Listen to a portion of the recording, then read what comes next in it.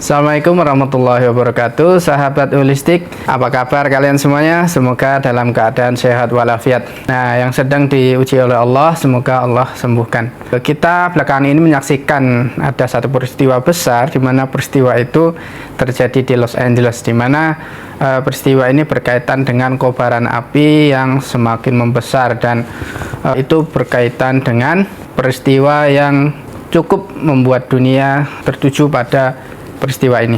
Nah, di sini saya sebagai pengobat tradisional ataupun pengobatan kedokteran timur. Dalam pengobatan kedokteran timur itu ada namanya filosofi, dan filosofi itu salah satunya adalah dari hukum berpasangan ataupun yin dan yang, dan juga hukum tentang interaksi antara elemen di dalam hukum Wusing. Nah, ada elemen api, ada elemen tanah, ada elemen air, ada elemen logam, dan juga elemen kayu.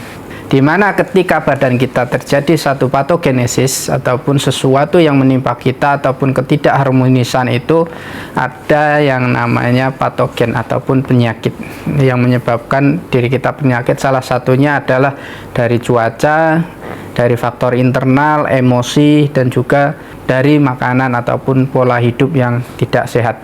Nah, berkaitan dengan api ini unsurnya adalah unsur jantung ya, dimana api ini berkaitan dengan unsur jantung, dan juga api ini berkaitan dengan unsur kayu. Nah, dimana api ini akan menghabiskan kayu. Nah, sebagaimana yang terjadi di Los Angeles, ada dimana banyak sekali rumah, bahkan itu kayu ataupun plastik dan lain sebagainya, dan bahkan bahan bangunan yang lain itu hangus dilalap oleh api. Dalam kondisi yang demikian, bahkan api itu juga bisa merusak unsur tanah, unsur air, dan juga unsur logam. Dimana kita menyaksikan bahwasanya ada mobil yang terbakar, di situ velg dari aluminium dari mobil itu sampai meleleh.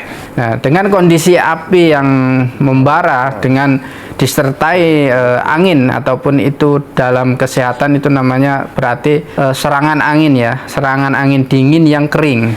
Serangan angin dingin yang kering ini membuat api semakin membesar, bahkan derajatnya pun sampai bisa melelehkan velg daripada roda mobil yang ada di sana.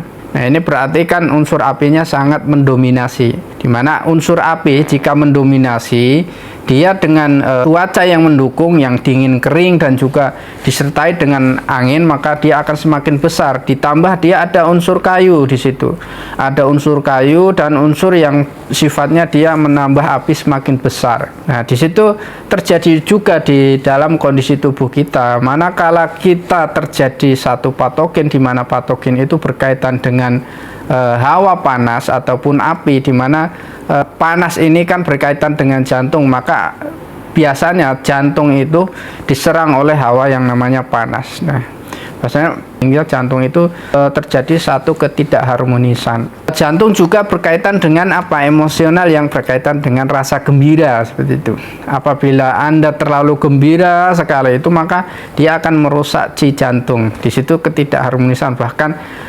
ketika kita sudah melampaui satu batas di mana gembira itu di atas normalnya, maka bisa sampai menangis gitu kan, berarti artinya gembira itu akan merusak ci jantung. Kembali kepada api yang menyerang ataupun api yang berkobar di satu wilayah, itu berkaitan dengan hukum sunnatullah. Karena apa yang terjadi di alam itu juga berkaitan dengan apa yang terjadi dengan kondisi kita. Karena kesehatan kedokteran timur itu berkaitan dengan filosofi. Tadi sebagaimana yang saya sebutkan, bahwasanya filosofi itu kita mengambil hukum yang berlaku di alam, hukum sunnatullah, kita kaitkan dengan sesuatu yang terjadi pada diri kita, karena kita adalah salah satu dari elemen alam, ataupun kita adalah satu dari satu mikrokosmos yang ada di alam ini. Kan kita kan mempunyai satu hukum alam, dan juga di alam pun ada yang namanya hukum yang berlaku seperti itu. Makanya para perintis ataupun mereka yang mencatat berkaitan dengan hukum alam, dengan hukum yang terjadi di manusia itu banyak sekali dicatat dalam TCM seperti itu. Ketika kesehatan holistik kedokteran timur mengambil ilmu berkaitan dengan tibu nabawi, TCM, dan sifatnya dia lebih ke filosofi, maka itu akan menjadikan hukum alam sebagai satu patokan untuk melihat fenomena yang ada terjadi di manusia seperti itu.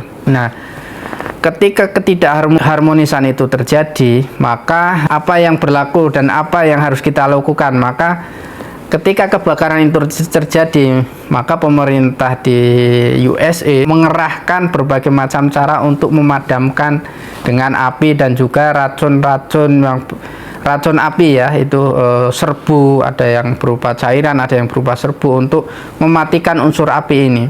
Tapi apa yang terjadi, karena apinya terlalu besar, maka itu sangat sulit sekali untuk memadamkan. Seperti semut dia akan memadamkan kobaran-kobaran api itu.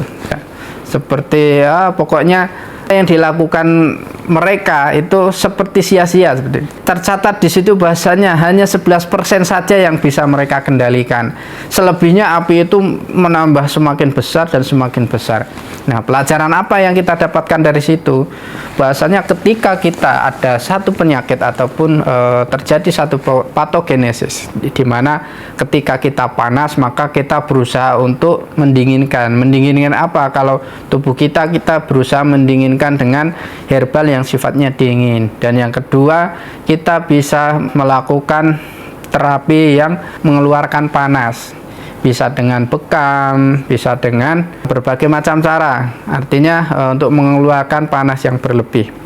Dengan kondisi yang demikian, apabila kita sudah maksimal dalam pengobatan dengan herbal, dengan berbagai macam cara, bahkan dengan terapi medis dan lain sebagainya, maka kita ada yang namanya di dalam pengobatan holistik ada yang namanya doa ataupun ruqyah, di mana berkaitan dengan kesembuhan. Bahasanya segala sesuatu itu kesembuhan adalah hak prerogatif Allah, dan itu kita bisa melihat bahasanya kita tidak bisa apa-apa ketika Allah berkehendak bahasanya sesuatu itu terjadi, maka kita hanya bisa berusaha untuk ikhtiar dalam kesembuhan.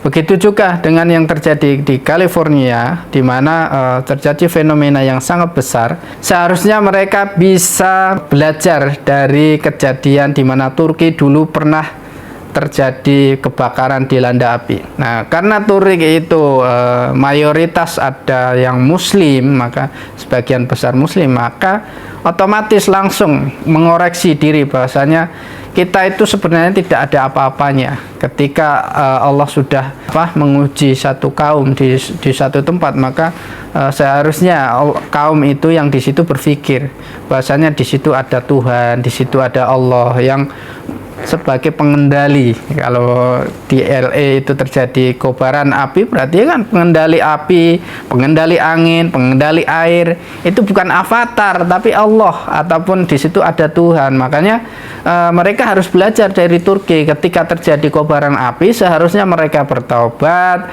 seharusnya mereka berdoa, seharusnya mereka minta sholat untuk minta diturunkan hujan seperti itu. Karena tidak semua yang terjadi itu di dalam diri kita ataupun di alam di sekitar kita itu bisa dikendalikan ataupun bisa diikhtiarkan dengan ikhtiar manusia, di mana manusia kan sekarang banyak yang sombong dengan modernisasi yang bisa menciptakan sesuatu, yang bisa mengkondisikan sesuatu dengan berbagai macam kecanggihan alat, sehingga menyingkirkan di mana di situ ada Tuhan, di situ ada Allah, di situ ada yang maha mengendalikan segala sesuatu. Makanya kita belajar dari situ bahasanya ketika kita terjadi sesuatu, musibah ataupun dan lain sebagainya, maka yang pertama adalah kita harus introspeksi diri, yang kedua kita harus bertobat, dan yang ketiga kita berdoa, dan selanjutnya kita berikhtiar dengan apa yang